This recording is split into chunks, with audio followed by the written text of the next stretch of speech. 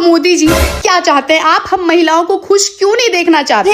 आपने अभी अभी कहा कि सोना मत खरीदो, तेल का कम इस्तेमाल करो, इसी में देशभक्ति है। क्यों है देशभक्ति? एक तो पूरे साल हम विनती करके अपने पतिदेव को थोड़े से गोल्ड के लिए मनाते हैं, लेकिन आपने तो वो भी मना कर दिया।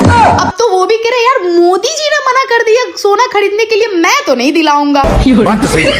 और दूसरी बात, तेल कम इस्तेमाल करने के लिए हमारी सास कम पीछे पड़ी थी, जो अब आप भी कहने लगे कि तेल का इस्तेमाल कम करो। आप चाहते क्या है? क्या हम जंगल चले जाएं और जिंगल वाला हू करे?